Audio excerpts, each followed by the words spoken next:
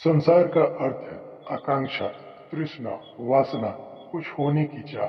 संसार का अर्थ ये बाहर फैले हुए चांद, तारे, वृक्ष, पहाड़, पर्वत, लोग यह नहीं है। संसार का अर्थ है भीतर फैली हुई वासनाओं का जाल। संसार का अर्थ है मैं जैसा हूँ वैसे ही, तृप्ति नहीं, कुछ और हो तब तृप्ति होगी। जितना धन है उससे ज्यादा हो, जितना सुंदर है उससे ज्यादा हो, जितनी प्रतिष्ठा है उससे ज्यादा हो। जो भी मेरे पास है वह कम है। ऐसा जो काटा कर रहा है वही संसार है। और ज्यादा हो जाए तो मैं सुखी हो सकूंगा। जो मैं हूँ उससे अन्यथा होने की आकांक्षा संसार है। जिस दिन यह आकांक्षा गिर जाती है, जिस दिन तुम जैसे हो वैसे ही, परम तृप्ति जहाँ हो, वही आनंद, रस विमुख जैसे वैसे ही गत उसी क्षण संसार मिट गया। और संसार का मिटना और परमात्मा का होना दो चीज नहीं है। ऐसा नहीं है कि पहले संसार मिटा फिर बैठे राह देख रहे हैं कि अब परमात्मा कब होगा।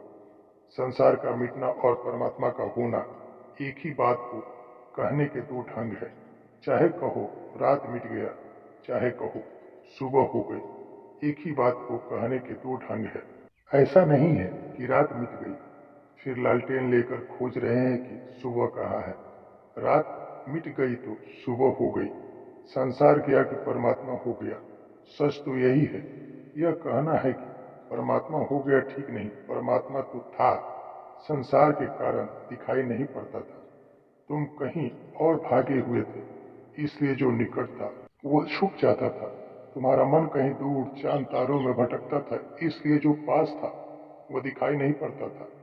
पश्चिम के एक बड़े विचारक आदमी ने अपने स्मरण लिखे हैं कि सब तरह के सुख को खोजने की कोशिश की, जैसा सभी करते हैं।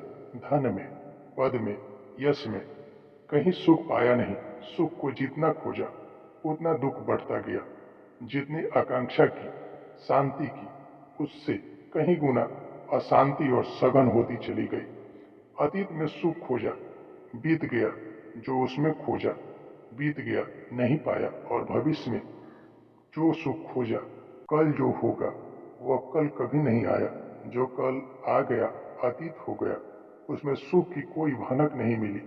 और जो आया नहीं, आते ही नहीं है, उनमें तो सुख कैसे मिलेगा। दौड़ दौड़ कर थक गया, सब दिशाएं छान डाली, सब तारे टटोल ली, सब कोना खोज डाला, फिर भी सुख की भनक तक नहीं मिली। सुख मिलेगा भी कैसे?